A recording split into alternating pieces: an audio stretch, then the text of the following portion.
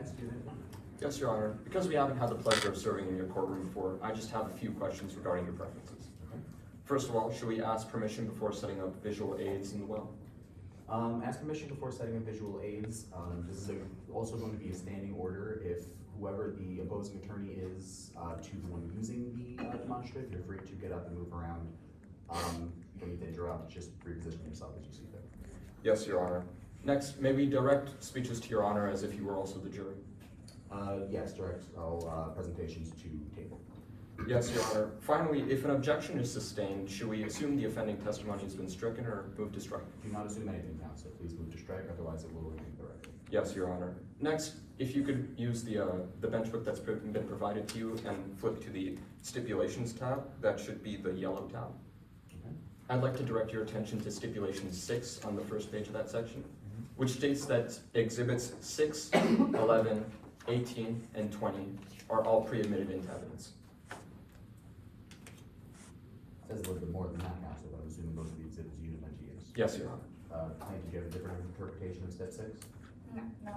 Then the court shall constructively receive these exhibits and just make the court aware whenever you're referring to them when they're first referred to. Yes, Your Honor. Next, if Your Honor would flip to the last page of that section, you'll find stipulation 29, which states that this trial isn't bifurcated.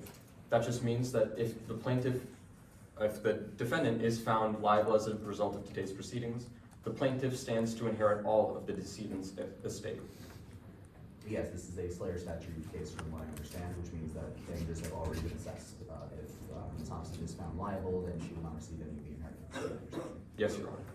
Next, if Your Honor would flip to the case law tab of that bench book, that should be the orange tab. Specifically on the last page of that section, you'll find Borealis Industries versus Ellen Nora Hobbs.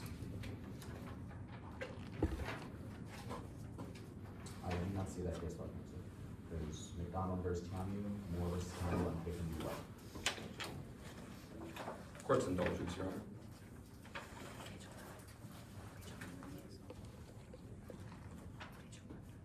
It should be page 11 in the case law. I am on page 11, counsel. Your Honor, what date does it say in the top right corner? There is no date on the top right corner. Interesting. May I approach with the case law? Also, if someone complained, can approach too, because I assume this is a different exhibit. So just so both parties are aware of what's being approached. So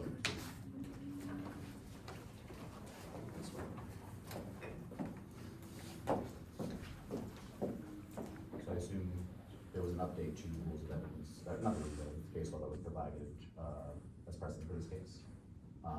Were there any other additions other than Borealis? Not that I'm aware of. Okay. Then I guess the rest of these will be fine. If it's okay, we'll hold on to this just for Yes, Your Honor. Borealis, unless you need to read it for your trial. No, Your Honor. Okay, then we'll hold on to this. Plaintiff, any objection? No objection. No, we do have an updated version of all the case materials in our own bench book. If you would like to have those just in case there's anything else that's outdated. It seems like this is the only issue, but if there are other discrepancies, then we'll address those as they happen. Absolutely. So specifically with that case law, Your Honor, it just states that although the defense may pursue an alternative suspect theory, that does not mean that we're pursuing an affirmative defense. Plaintiff, do you have any different interpretation of that case law? No. Yes, that's the court's interpretation as well. The defense is admitting liability, but giving an excuse. There can't be an alt suspect if Ms. Hobson is liable, so the court will accept that explanation. Yes, Your Honor. And with that, the defense is ready to proceed to opening statements. Plaintiff Thompson, do you want to prepare? Yes, Your Honor. You can begin when you're ready.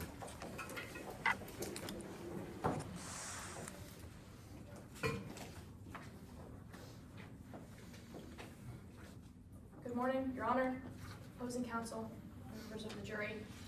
May it please the court. People pay for their choices. We're here today because the defendant, Taylor Hobson, made sure her father, Avery Bancroft, paid for his choices with his life. Over 20 years ago, as the defendant's mother battled cancer, Mr. Bancroft denied money for potentially life-saving treatment. When Miss Hobson's mother passed away, she needed someone to blame, and Avery Bancroft was the easy choice. Miss Hobson harbored this resentment for years, and by April of 2024, she'd prepared to exact her revenge. She boarded the Mid-Riverina Express under the guise of reconciliation and poisoned her father with a high concentration of potassium, which she knew would be fatal for someone with her father's medical condition. And when she left her father's cabin that night, she ripped her late mother's medallion from her father's neck and left anticipating a hefty inheritance, 95% of his assets. Miss Hobson felt that Avery Bancroft had deprived her of money and her mother of life, so she took both from him. Now, some may call this poetic justice, but members of the jury, there's nothing just about unlawfully killing one's own father. But what's worse is she did so expecting to bathe in her father's riches. Taylor Hobson gave new meaning to making a killing, and today she must pay for that choice. We are here today because Taylor Hobson murdered for a medallion, her late mother's medallion, a medallion she felt Mr. Bancroft was undeserving of, a medallion she thought that she'd never get back. But this choice she made to kill, it comes with a price, her $400 million inheritance, to be exact. Because members of the jury, despite what you just heard, this is not a criminal trial, but a civil matter. And under the Slayer statute, if we prove to you today that Taylor Hobson played any part in the death of her father, then she cannot inherit anything from Mr. Bancroft. Now, you don't need to be convinced of Ms. Hobson's guilt beyond a reasonable doubt, but merely believe it more likely than not. If you, as members of the jury, are 51% convinced that the defendant had a part in the death of her father, then you must find her liable. Now, we embrace the burden to prove this by a preponderance of the evidence, and we will do so by calling 3 key witnesses. First, you will hear from Mr. Kirby Doolittle. Mr. Doolittle was Mr. Bancroft's trusted personal assistant, and he will outline the strained relationship between the defendant and her father. Particularly, he will mention the tension caused by a medallion that Mr. Bancroft owned, which he was never seen without. That is, until the morning of his death, when it was found around the neck of none other than Taylor Hobson. Next, Dr. Hilary Edmond will testify to Mr. Bancroft's medical condition, chronic kidney disease, which rendered him fatally vulnerable to potassium. Dr. Edmond will explain how Mr. Bancroft's potassium levels were elevated at the time of death, and why this was likely caused by banana extract that the defendant owned. Lastly, Harley Kim, another passenger aboard the Mid-Riverina Express, will outline their observations of Ms. Hobson from the train. Particularly, she will explain how she saw the banana extract used to kill Mr. Bancroft in possession of the defendant just one day before her father's death. Members of the jury, today the defense will tell you stories. They will tell you stories of a daughter desperate for reconciliation, or maybe they'll blame someone else altogether. But these are merely excuses. Instead, our witnesses will outline the answers to the 3 key questions in today's case. Who did it, why did they do it, and how did they do it? So, I implore you, members of the jury, to consider the facts that will be presented to you today, the evidence that makes it more likely than not for Taylor Hobson to have played a part in the death of her father. Members of the jury, people pay for their choices. On April 25th, 2024, Taylor Hobson made sure that Avery Bancroft paid for his. Today, it is up to you to make sure that Taylor Hobson pays for hers. That is why, at the conclusion of this trial, my co-counsel, Mia Scanapico, will ask that you return a verdict of liable for the death of Avery Bancroft. Thank you. Yes, Your Honor.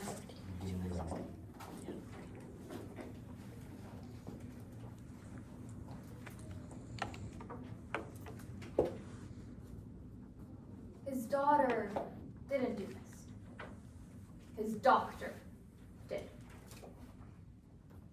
It's April 2024, and Dr. Hillary Edmonds' life is in ruins. Her medical practice has been shut down, her husband's legal career is finished. And there's one person she blames. Midland's millionaire, Avery Bancroft. For a year and a half, she's been dreaming of getting revenge, and now she finally has the chance. On a train ride that they're both set to take. And she knows exactly what to do to make Mr. Bancroft suffer. Give him potassium. You see, the doctor knows Mr. Bancroft's weakness. A kidney disease. That means if he has too much potassium, he could die. The evidence will show the doctor exploited that weakness. She gave Mr. Bancroft potassium. Because Avery Bancroft's daughter didn't kill him. His doctor did. But it's not Dr. Edmonds sitting in courtroom today. It's Miss Taylor Hobson.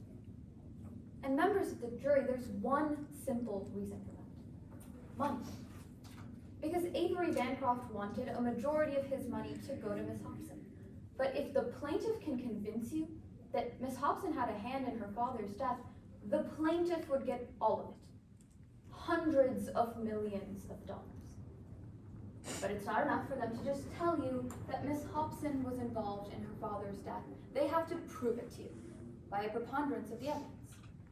As a defense, we don't have to prove anything.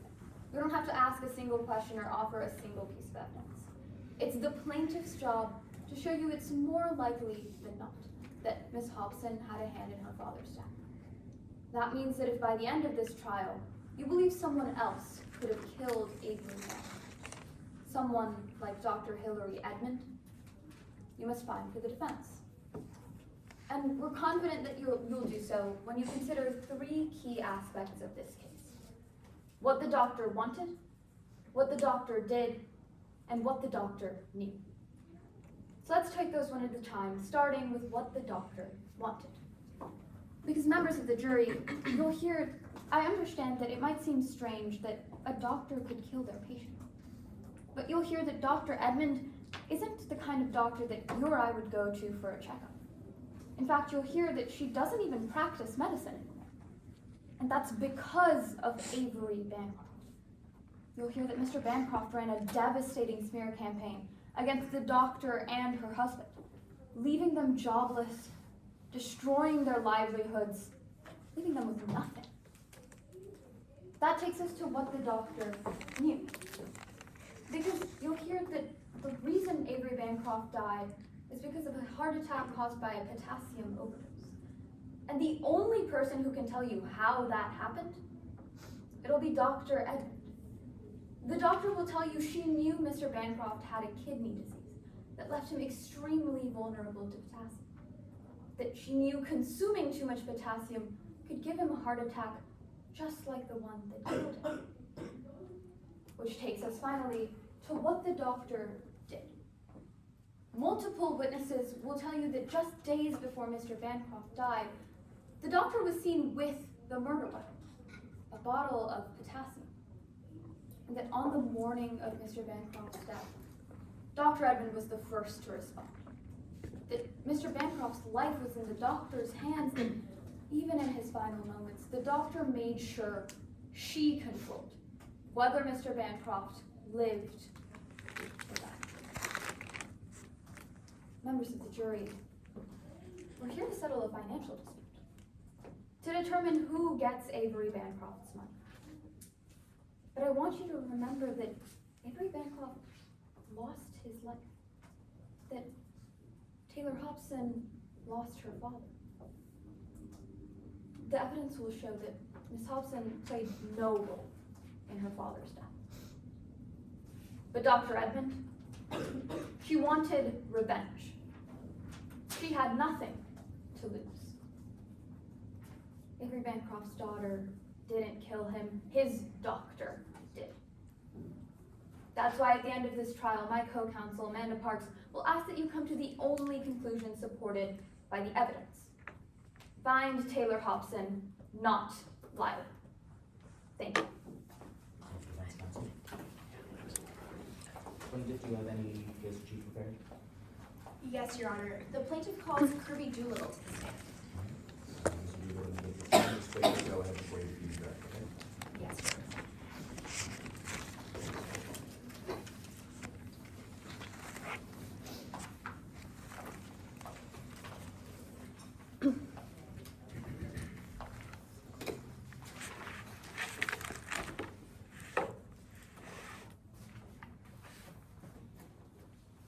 You begin. Would you please introduce yourself to the court? Hello, everyone. My name is Kirby Avery Doolittle. And what do you do for a living? I was the late Avery Bancroft's personal assistant. Why do you say late? Unfortunately, during our last excursion on the Mid-River Inn Express, Mr. Bancroft passed away. Mr. Doolittle, who is Avery Bancroft? Well, he was most certainly my employer, but our relationship was a lot more than that. I mean, I was a nobody, working as an underemployed security guard, when he gave me a chance to be the personal assistant to one of the biggest names in Midlands. Not only that, but Mr. Bancroft was like a father to me. He was someone that I could truly confide in. Okay, I want to talk to you about that trip you guys went on. How did that first day start out for you? Well, it started off during the welcome dinner. I was really happy because I was actually starving. What happened at the welcome dinner? Well, there were a lot of familiar faces that I noticed there. I saw my old drinking buddy Harley Kim, but I was most surprised to see Mr. Bancroft's daughter Taylor Hobson. Why were you surprised to see her? Well, the two didn't really have a very close-knit relationship. Not to mention that Taylor Hobson actually reached out to me a few months prior, expressing that she wanted to reconcile with her father. And I provided her with the details of the Mid-River Inn Express as a means to do so. But she never got back to me and replied that she'd be attending. Why do you say that they didn't have a close-knit relationship? Well, during the entirety of my employment, there wasn't a week that went by that I didn't hear Miss Hobson and Mr. Bancroft over speakerphone arguing. But there was a notable instance in December that just really stuck out to me. What was that? Well, Mr. Bancroft actually offered Miss Hobson to go on a holiday excursion with him. And Miss Hobson was very adamant on staying in Woodlands. Her mother had passed away around that time and she wanted to mourn her passing.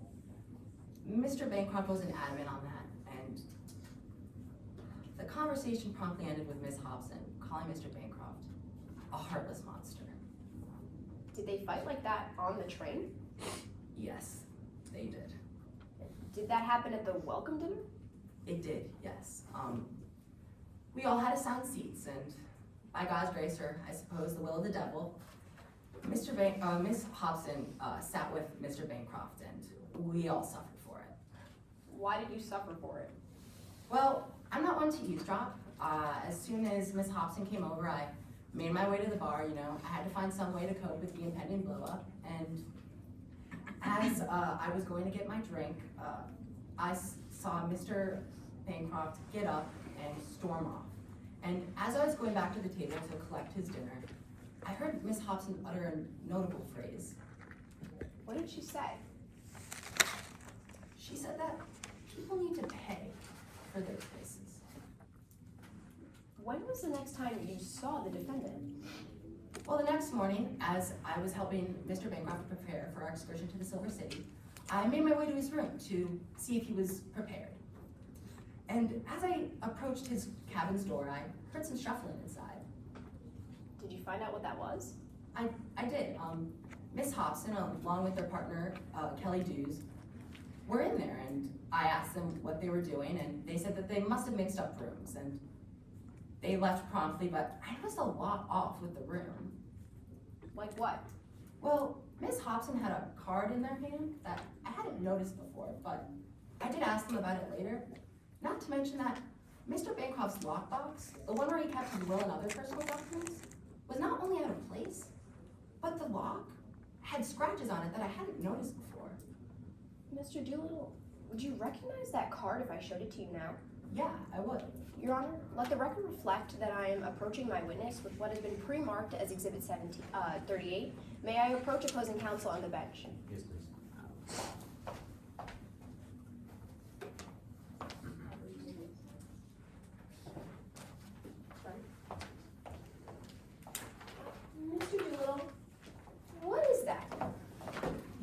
card that I saw Miss Hobson there.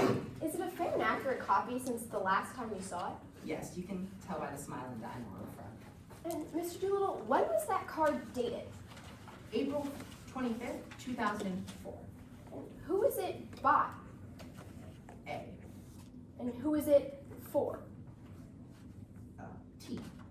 Are there any names in that card? Yes. Taylor Bancroft Hobson. Your Honor, at this time, plaintiff would like to move Exhibit 38 into evidence as a full exhibit. Any objection? No objection, Your Honor. So moved. Mr. Doolittle, what were your impressions of the card?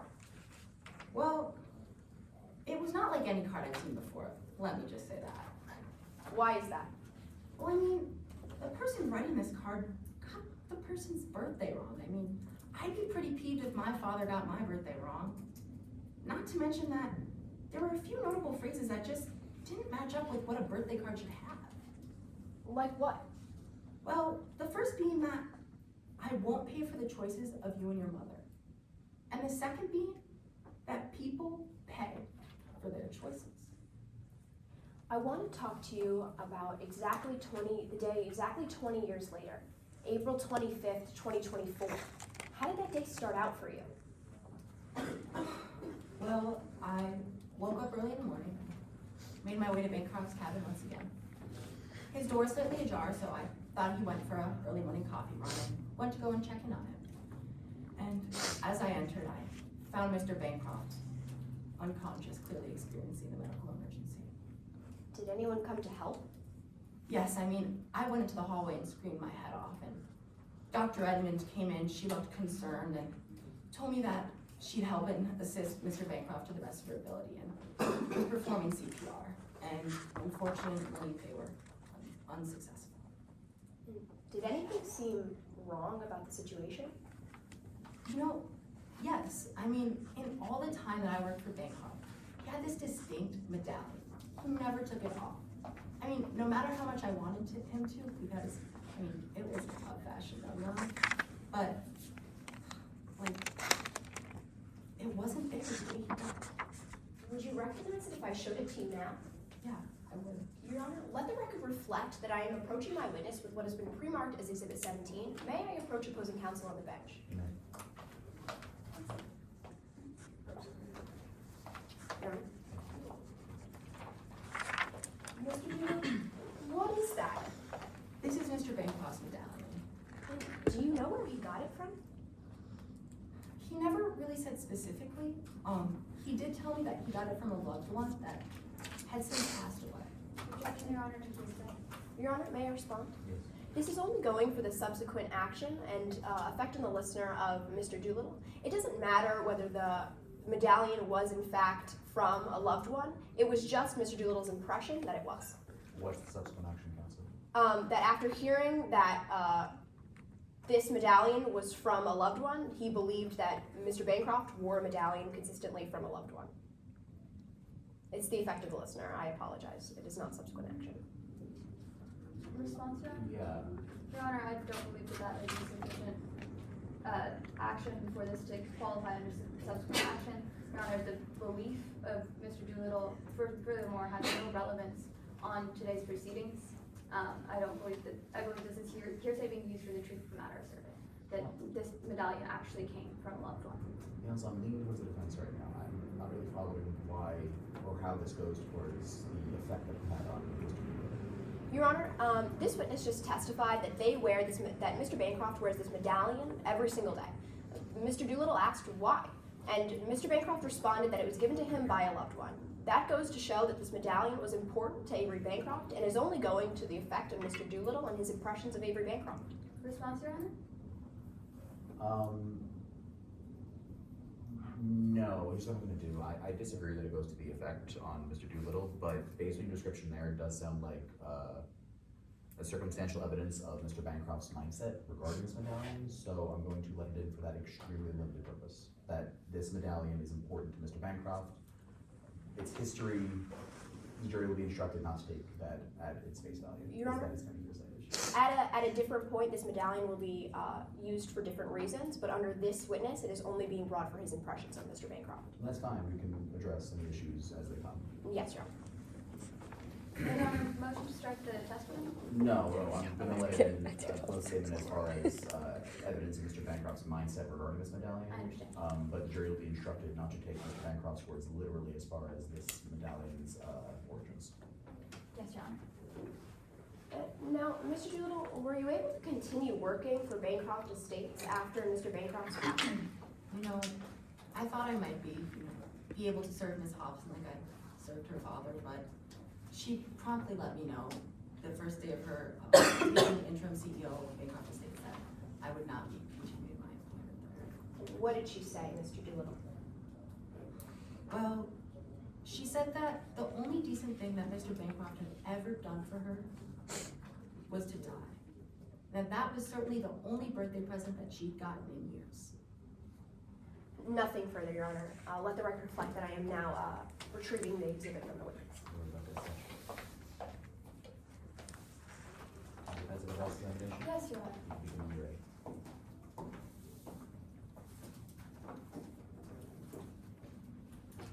Good morning, Mr. Doolittle. Good morning. I want to pick up right where you left off in your final conversation with Ms. Hobson. Now, you're telling us that you were fired by Ms. Hobson, I was, yes. and you'd say you were pretty upset by that. Yeah, I mean, we had no prior issues before. She was sweet as a peach to me, and it just seemed like a complete 180. I mean, she fired me out of nowhere. And that's when you're telling us you heard her say that the only good thing Mr. Bancroft had ever done for her. That was when you heard her say that. Yes. Then I want to talk about your prior conversations with Ms. Hobson. You'd worked for Mr. Bancroft for about a year and a half, Yes. and during that time you answered his phone calls. Yes, I did. You often got calls from Ms. Hobson. Mm-hmm. Sometimes she was just calling to ask how you were doing. Yes, and about where we were traveling. That's exactly right. She also asked about where you and Mr. Bancroft were traveling. Yes. That's why she was calling in March of 2024. Objection, Your Honor. Speculation. Sustained. Yes, Your You Honor. can ask his opinion on why, but Motion to That's strike offending testimony. there was no testimony. Yes. Mr. Doolittle, Ms. Hobson called you in March of 2024 asking where you and Mr. Bancroft were traveling. Yes. And you told her that you were going to Australia. No, I told her we were going on the Mid-Riverina Express. That's right, the Mid-Riverina Express, a train in Australia. Yes. And when you told her that, she didn't tell you she was upset. No. When you told her about that trip, she didn't tell you she was seeking vengeance with her father. No. When you told her that, she said she wanted to reconcile with her father. She did, yes. She didn't let me know if she's going to attend, but that's what she expressed to me as. Then I want to talk about who else could have done this. When you found Mr. Bancroft, that was on April 25th, you found him lying on the floor. Yes. And so you called out for help. Yeah, I did. I mean, he was someone close to me. I mean, I wanted to make sure that I could give him the best chance at possible at surviving. But when you called out, it wasn't Miss Hobson who responded first. No. It was Hillary Edmond. Yes. I mean, she was a doctor, and I guess it was the best possible option. Mr. Doolittle, I'm not asking what you believed, I'm just asking what happened, and Dr. Edmond was the first to respond. Yes. Now, when Dr. Edmond came into the room, it seemed like they were examining Mr. Bancroft. Yes. It seemed like, and then she looked like she was performing CPR. Yes, she was. And at first it looked like it was working. Yes, for a little bit. But then Mr. Bancroft whispered something into Dr. Edmond's ear. Yes, he did.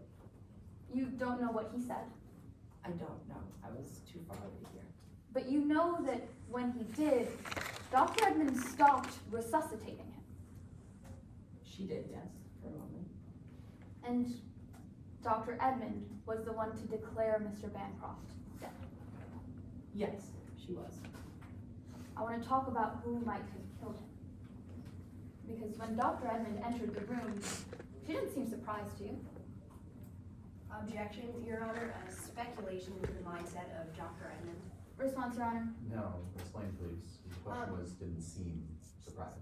Yes, Your Honor. Though the question says doesn't seem surprised, my opposing counsel is still asking Mr. Doolittle to see whether Miss Edmond was or was not surprised by the death of a fellow passenger on the plane, and exhibit that to mean that Miss Edmond had a potential in murdering Avery Bancroft.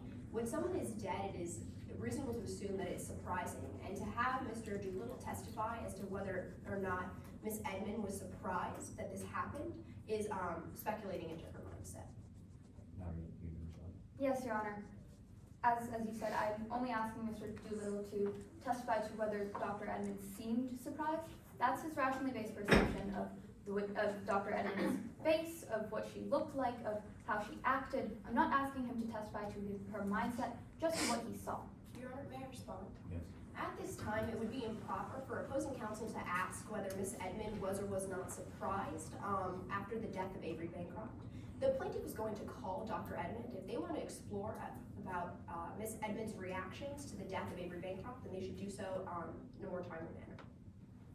Counsel, I disagree. The fact that the plaintiff is calling Dr. Edmond makes it all the more relevant of how other people are perceiving the doctor. So I'm not gonna let you dive into the doctor's mindset, but I am going to let you ask about the doctor's physical features, so overlooked. Mr. Doolittle, Dr. Edmond didn't look surprised to you. No, she did. Mr. Doolittle, is it your testimony that Dr. Edmond seemed surprised when she entered the room? Yes, it is. I'm moving to the court's indulgence, Your Honor.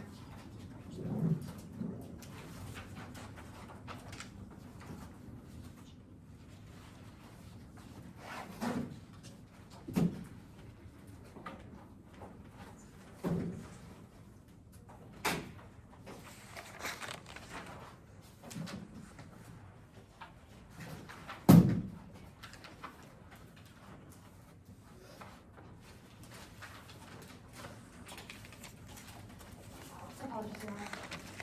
Mr. Doolittle, when Dr. Edmond entered the room, she didn't ask what was going on. No, she just seemed surprised. She didn't ask who did this.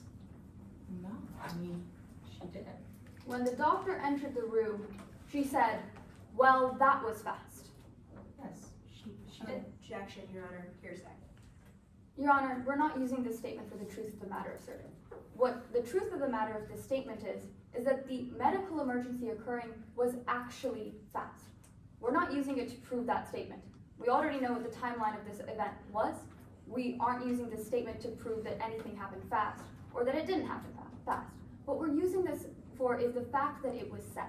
That Dr. Edmond entered the room and exclaimed, "Well, that was fast," indicates that she had prior knowledge of what was occurring.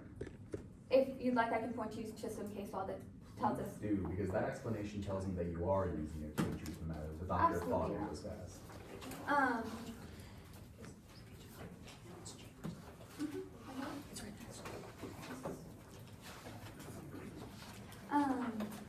Doctor, it's on, excuse me, Your Honor, it's on page 5. It's the last case law on page 5. I believe if you look at our updated case law, it might not be in the old Is version. this Chambers? Yes, okay, it's there, thank you. It indicates that hearsay rule is only implicated if the statement is being used for the truth of the matter.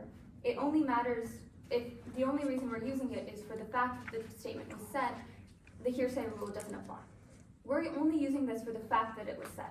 Your Honor, sometimes people say suspicious things, and this rule allows us to say that they said it while not using the statement for the fact that, for the truth of the matter asserted. If we were using it for the truth of the matter asserted, we'd be using it to prove that the death of Avery Bancroft actually happened fast. That's not what we're using it for. We're using this to show that that was the doctor's reaction to the event, and that was what was said. Your Honor, may I respond on those grounds? Yes. The inherent language of the case law that opposing counsel is using is a hearsay rule is only implicated where an out-of-court statement is being used for the truth of the matter asserted.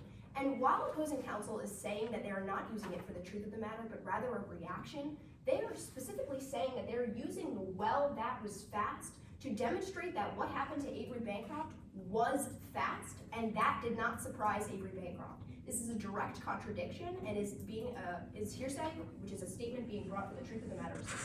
Your Honor, may I? I just said that we are not using it to prove that what happened to Avery Bancroft was fast.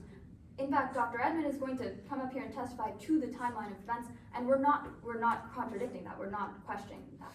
What we're using this for is the reaction that Dr. Edmond has to seeing Mr. Bancroft on the floor. That's it. We're not using it to prove what she said is correct. Your Honor, may I respond on those grounds? Yes. Opposing counsel is testifying now that they're going to use the time frame, and this statement directly goes to the time frame and how fast the death of Avery Bancroft was. They are trying to backdoor inadmissible evidence by saying it is not for the truth of the matter asserted. Your Honor, we're not using the timeline in this case. We're just using this for what the doctor said. Counsel, I understand you're not using it to show timeline, but you're saying it's going to the doctor's reaction of, wow, that was fast, which kind of sort of is for its truth value then. So I do think it is hearsay. Do you have an exception to the hearsay rule that this might fall under? Absolutely, Your Honor. We'd agree, we'd argue that this is a present sense impression. I agree. Overruled. So then Mr. Doolittle, when the doctor entered the room, he said, well, that was fast. Yes, she did. Thank you, Your Honor. I have no further questions. Thank you, counsel. Plaintiff, you have a redirect? No redirect necessary, Your Honor. I just asked that my witness be able to step down. Thank you for your time, Mr. Doolittle. If you want to discuss this case with anyone else, you may free to go.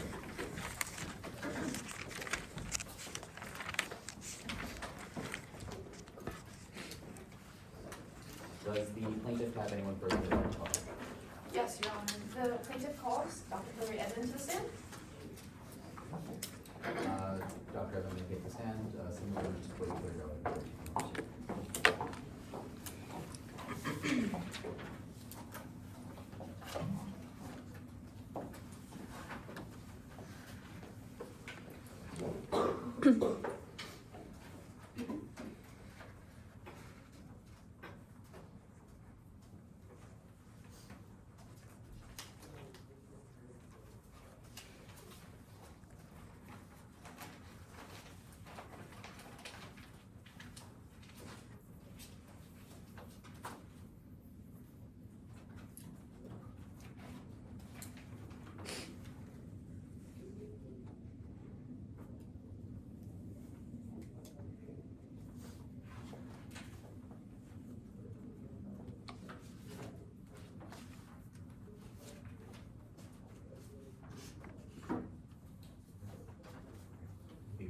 Thank you, Your Honor.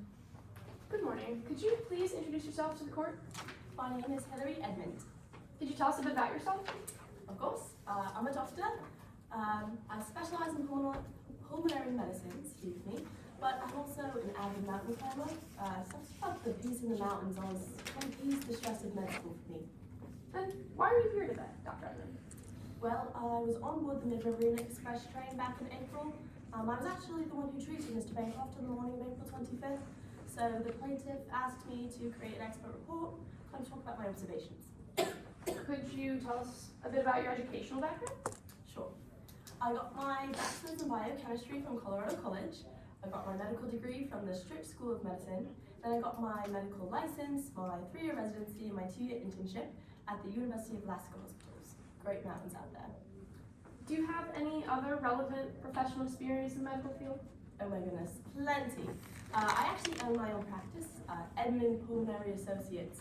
Back in 2009 until 2022, I was a volunteer physician for quite some time in Nepal. I treated patients with cardiac and renal issues, so that's issues of the heart and of the kidney.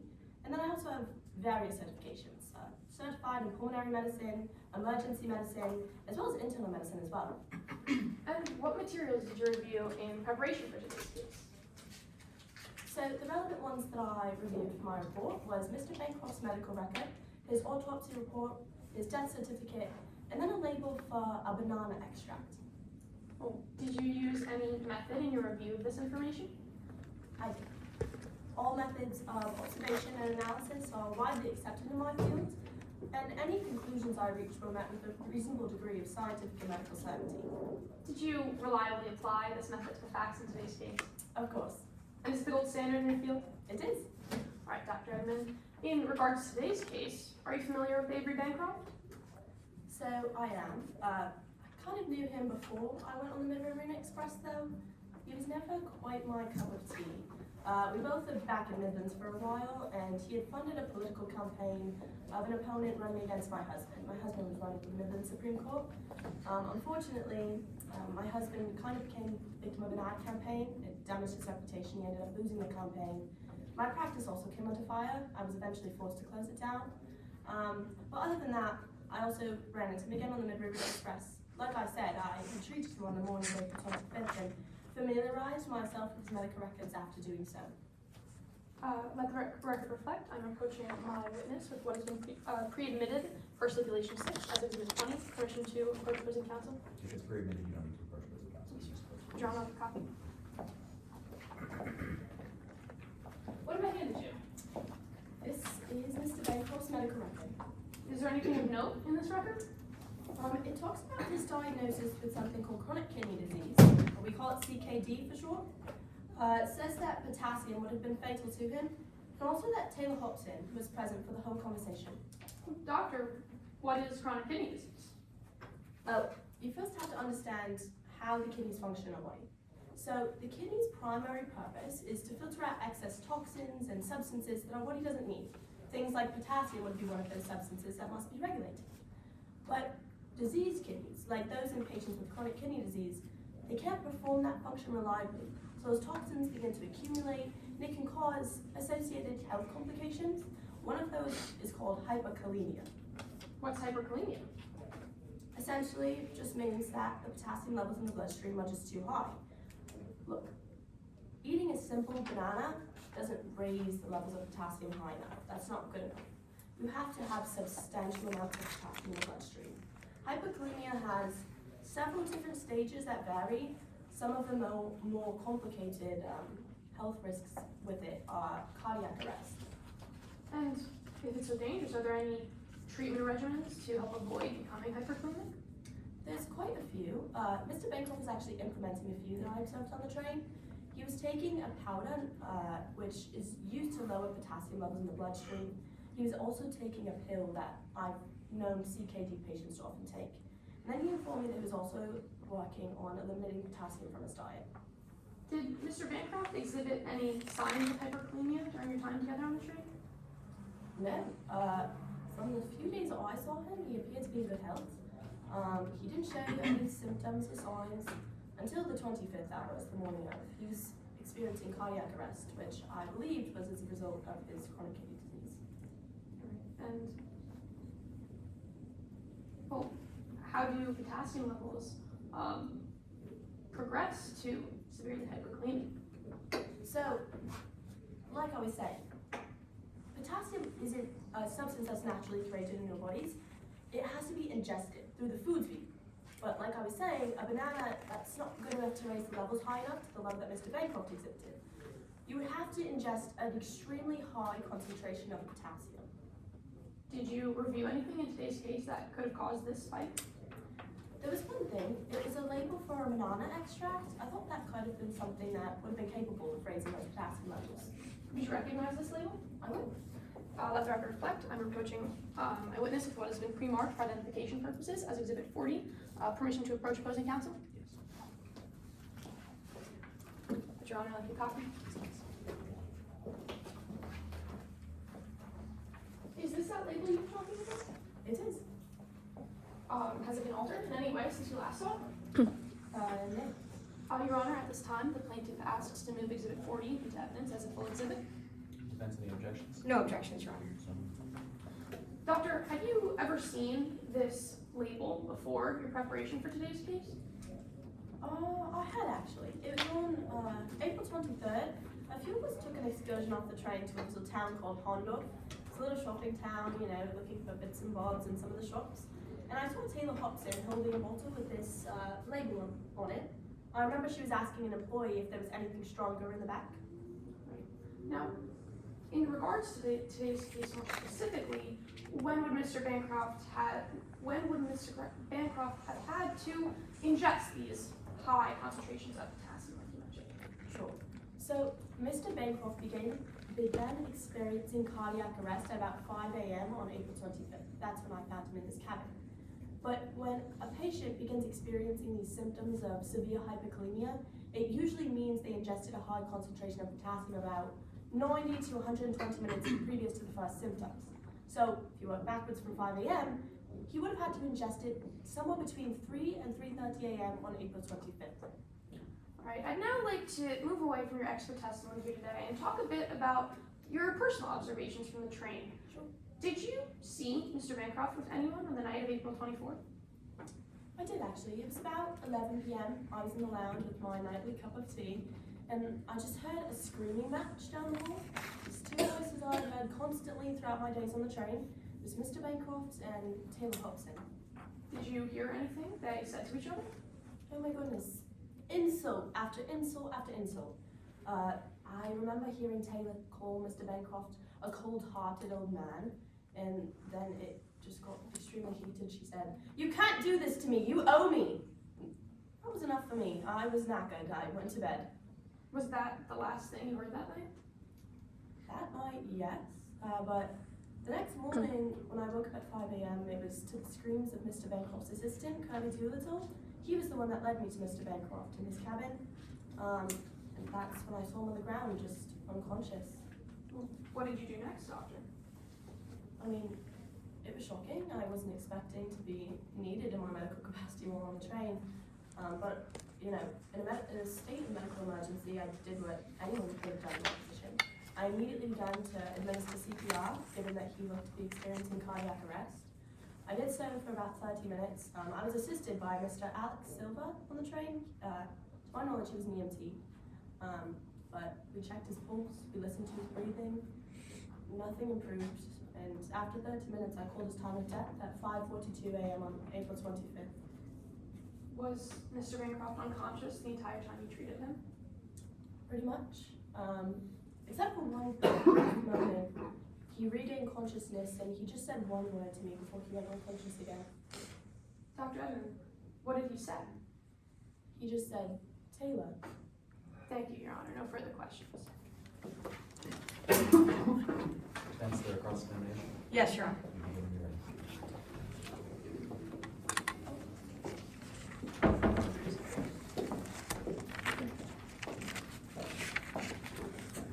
Good morning, Dr. Edmond. I want to start by talking about how you knew Avery Bancroft. Like you told us on direct examination, you were on the train with him when he passed away. I was. But you also told him you kind of knew him before that. Yes, I was back in Midlands, like I said, we not the best interactions. That's right, back in Midlands, you had a personal history with him. I did. In 2021, your husband ran for a seat on the Midlands Supreme Court. Yes, he had been involved in politics for quite a while. This was going to be the pinnacle of his career. We were very excited. He put a lot of effort into that campaign. Oh, certainly. He ran it honestly He did. and with integrity. I've always known him. Yeah. But Avery Bancroft didn't respect that. I wouldn't say that. Well, Avery Bancroft ran attack ads against your husband. Well, it's a bit more complicated than that. My husband was running against a man named Mr. Sullivan, and Mr. Bancroft was one of the many super PACs that was funding his campaign. So he funded some of the attack ads, yes, if that's what you're saying. Yes, Avery Bancroft funded attack ads against your husband. That's correct. Dr. Edmond, it was a complete smear campaign. Oh yes, my man, he didn't release any ads. It's more of a one-sided thing on the side of Mr. Sullivan. It was quite unfortunate, but it comes with the territory of political campaigns, I'm afraid.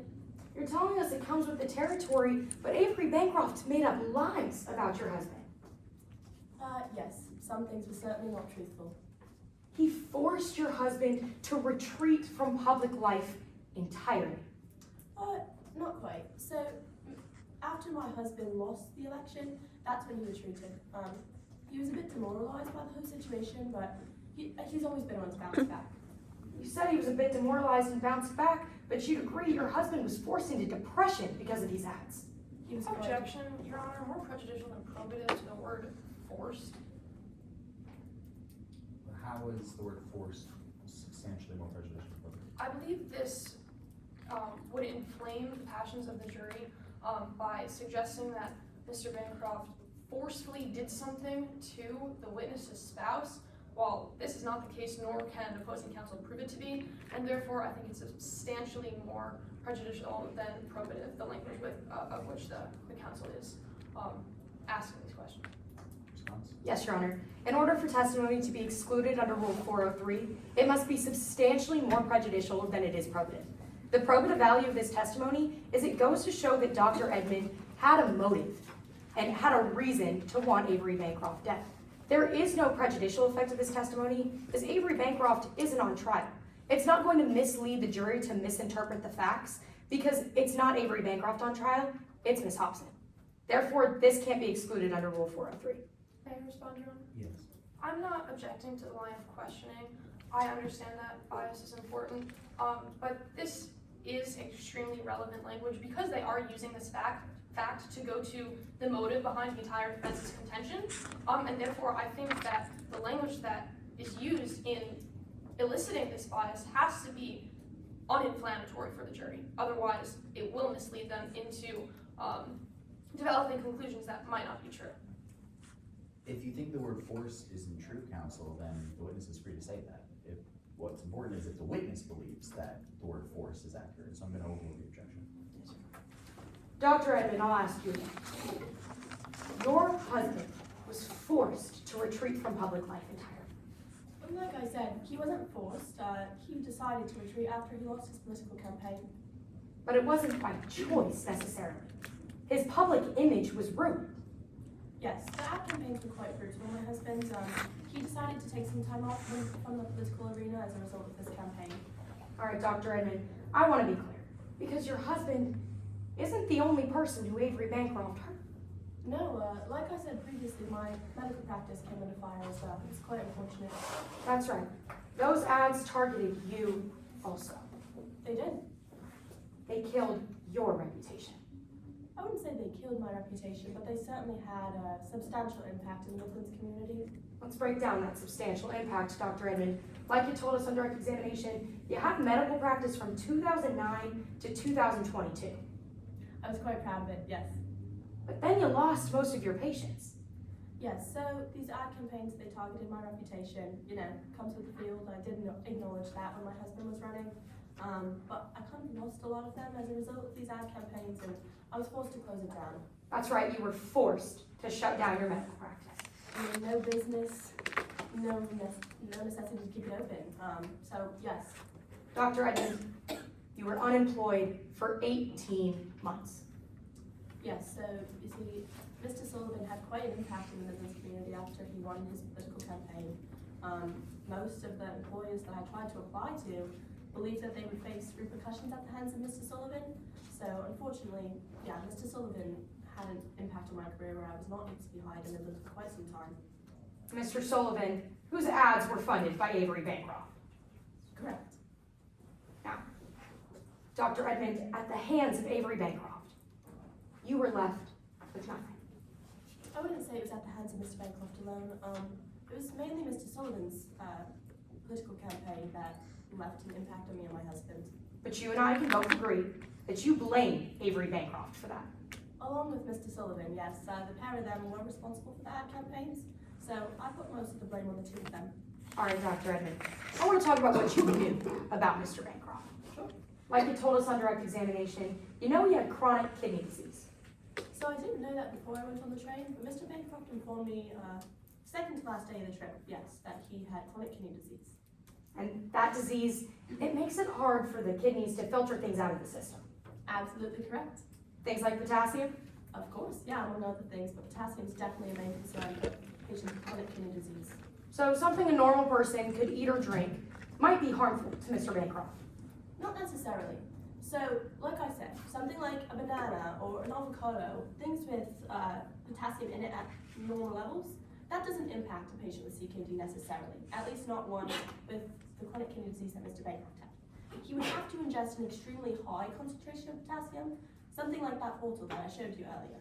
Well, Dr. Edmond, given your expertise, you actually believe that any ingestion of potassium would have been harmful to Mr. Bancroft. Oh, certainly. If you have CKD, you should not be eating potassium of any kind. And you know that for people like him, potassium could be deadly. In high enough quantities, yes. I want to talk about what you might have done with that knowledge. Sure. On the second day of the train trip, you went shopping. Second day of the train trip, yes, I went to Hornock, like I said. You went to a craft store. I did. Now, that craft store, it sold those concentrated banana extracts, the labels you were talking about on direct examination. I believe I saw Taylor Hobson holding it, but I never inspected it necessarily super closely. I didn't look at that display. Let's talk about that. You said you saw Taylor Hobson holding it. Sure. Then you saw her put it back. She did. She saw me looking at it and she appeared very startled. She stormed up to me and she said, "What are you doing here?" And I left the store after that, but I'm not sure why she did that. Dr. Edmond, let's break that down because that's not quite true. First, I'm not asking what Taylor Hobson said. I'm asking what she did, and she put that bottle back. Isn't that right? She did, yes. Then you actually watched her leave the store without any purchases. That's correct. But you didn't leave with her. I left almost immediately after. You actually stayed in that store for another 15 minutes. Isn't that right? That's correct. You stayed in that store for 15 minutes alone. I'm not sure if I was alone. There might have been other people in the store. There was the store clerk, some other people, not passengers on the train, excuse me. I was trying to find something for my husband to bring back, actually. Fortunately, they don't sell the authentic British tea there, so I didn't bring anything. But to be clear, you were in that store that sold potassium for 15 minutes without any other passengers. No passengers on the train, no. So let's talk about why that matters. On direct examination, you told us that Avery Bancroft was poisoned early on April 25th. Yes, somewhere between 3 and 3:30 a.m. on the 25th. Now, you claim that you were asleep. I was certainly asleep. I went to bed after that conversation between Mr. Bancroft and Taylor Hobson on the night of the 24th. It was about 11:30 p.m. on the 24th. I went to bed. No one else can confirm that's true. I was alone in my cabin. I paid quite a price for it, but I suppose no one could confirm that.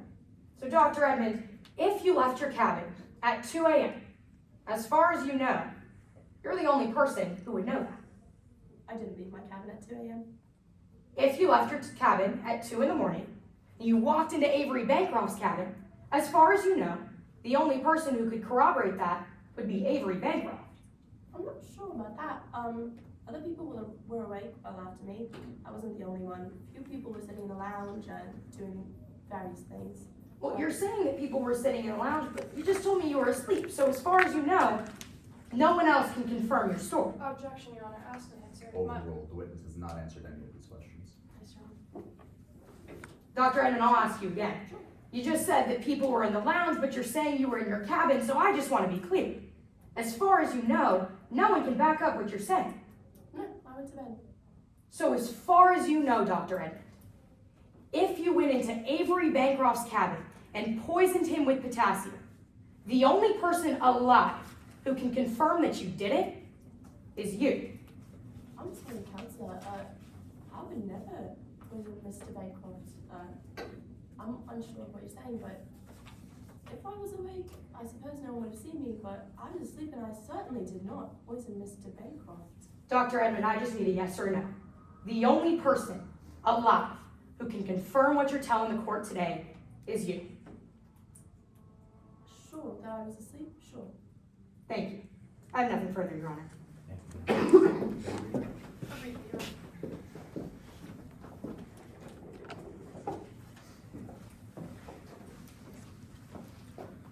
Dr. Edmond, when you went to bed on the night of the 24th, was anyone else awake? There were a few people in the lounge when I was going. Objection, Your Honor. Speculation. If this witness did go to bed, it's not in their rationally based perceptions to know what other people might have been doing outside their cabin. This goes into delving into the mindset of other people. Therefore, this witness can't have that testimony in. Ordinarily, I would agree, Counselor, but your entire pocket was about her movements that night, so she's allowed to answer the question. Yes, Your Honor. I'll repeat my question. When you went to bed that night, was there anyone else awake on the train?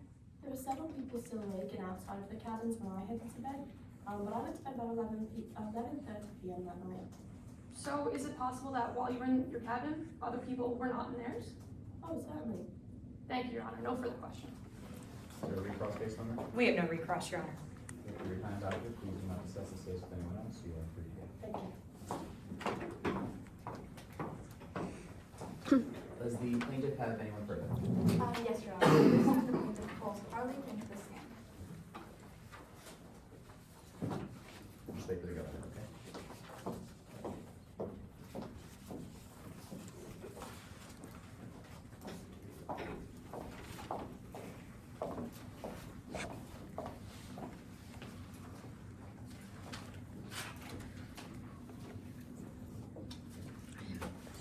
Good morning.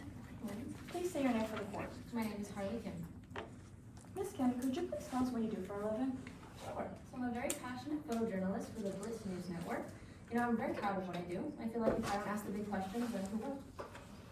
Is that how you got involved in today's case? Yes. So I was put on the Mid-Riverina Express for a job, following a story about Avery Bancroft. And do you know the defendant? Yes, I do. So I know Taylor Hobson is Avery Bancroft's daughter. Like I said, I was following a story about Avery Bancroft, so I had to do a little research beforehand. Did you see them, Bancroft and Taylor, interact throughout the trip? Yes. So in fact, at the welcome dinner, they had a huge argument. It was so loud, you would have thought the whole train would have heard them. Well, Miss Kim, as a photojournalist, did you get the story that you were looking for? Unfortunately, I did not. See, I looked everywhere I could. At one point, I even made it my way into Taylor's cabin. I tried to see if I could find something, drugs, alcohol, pregnancy tests, I don't know, something, right? The only thing I found was a bottle of banana extract. What am I supposed to do with that? Taylor likes bananas, nobody cares.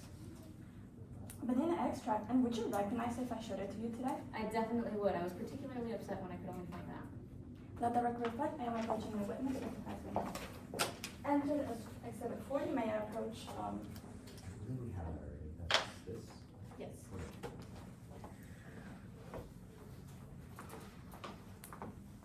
Miss Kim, what did I just hand you? You just handed me that banana extract label. Pretty ugly color, if you ask me.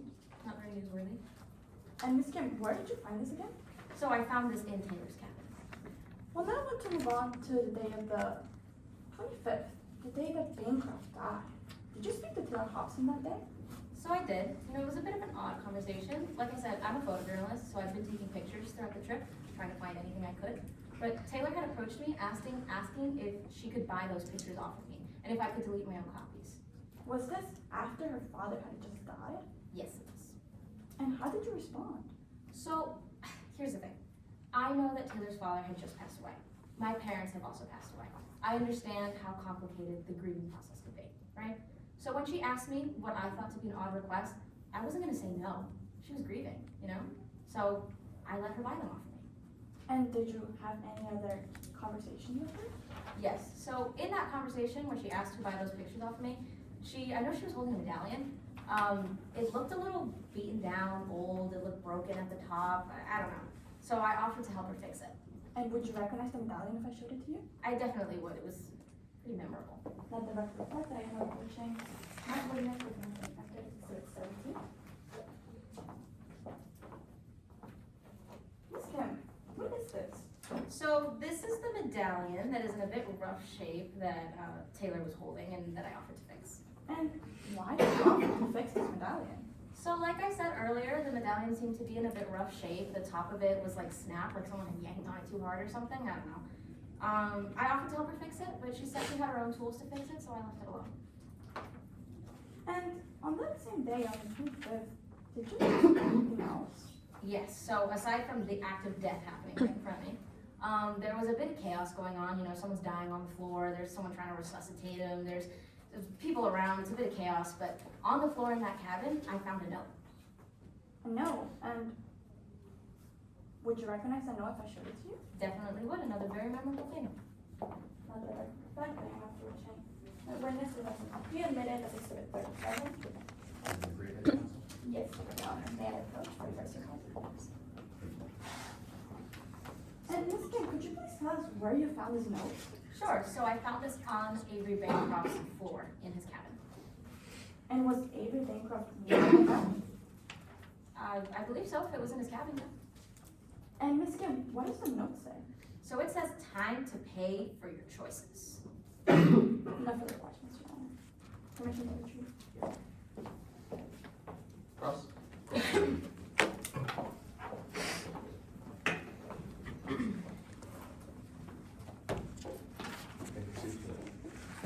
Good morning, Ms. Kim. I want to talk to you about your time in Australia. Now, while you were on this trip, you got the chance to interview Ms. Hobson. Yes. And during this interview, well, I want to talk about what she said, because she mentioned her father. Yes, she did. And to be clear, she said she was upset with her father's business practices, didn't she? I do remember her mentioning that. In fact, I said she went on a bit of a rant. Well, specifically, she said she was upset with her father's lack of investment in deforestation initiatives. She did mention that, yeah. I want to be clear, she never said she was upset with her father. Well, she was upset with her father's business practice, so I believe that would kind of go hand in hand. Right, but she never said she was personally upset with her father. I guess not, but his business is pretty personal, I'd say. That's a yes to my question. She never said she was personally upset with her father. Not with those words, but, you know. Okay, Ms. Kim, well, she certainly never expressed any violent thoughts about him. Well, I don't know if she would go around expressing those if she had them. That's a yes to my question. She never expressed any violent thoughts about him. Sure. In fact, when discussing her father, Ms. Hobson never mentioned any personal problems with him at all. Well, I mean, I don't feel like Taylor would want to have those details out in the open, you know? Ms. Kim, a yes or no will be fine. She never said she had any personal problems with him at all. Well, no, but again, I wouldn't believe she would indulge me with that information. Okay, Ms. Kim, well, I want to talk about somebody else that was on the train with you. You were around Dr. Edmond on the train, Yes, it was. and you actually overheard a conversation between Dr. Edmond and Avery Bancroft, didn't you? Yes, I did. This conversation was on April 24th, 2024. I remember correctly, yeah. And that conversation, it was about Mr. Bancroft's, Can you repeat the last part of that question, Counselor? it was about Mr. Bancroft's health. Sure. Specifically, Mr. Bancroft said he needed to reduce his potassium intake, Sure, lots of big words, but yeah, what was that? and he said that was for health reasons. Yeah. So Dr. Edmond was within earshot when Avery Bancroft said he needed to reduce his potassium intake for health reasons.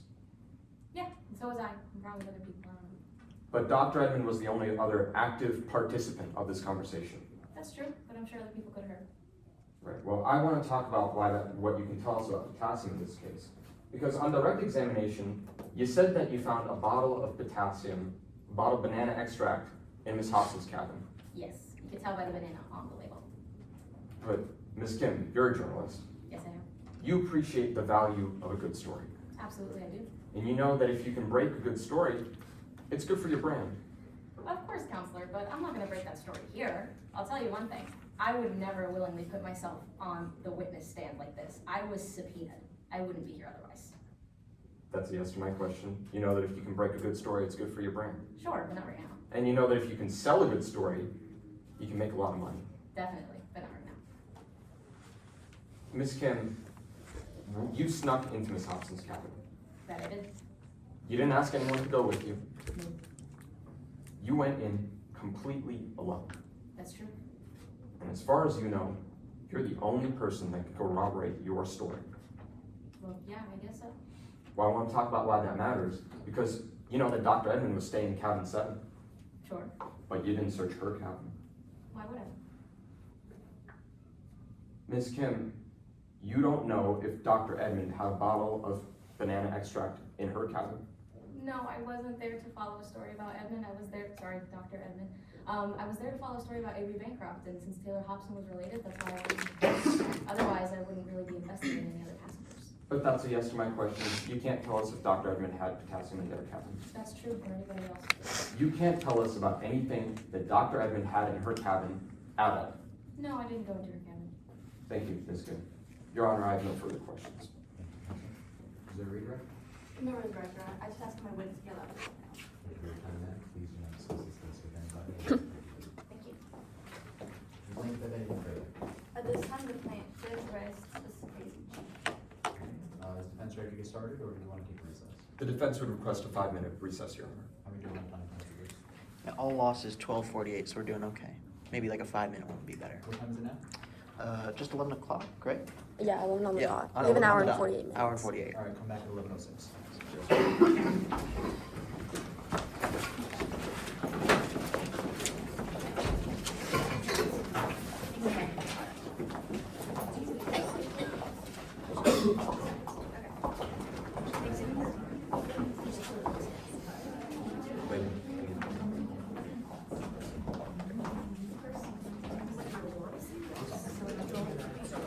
Yeah.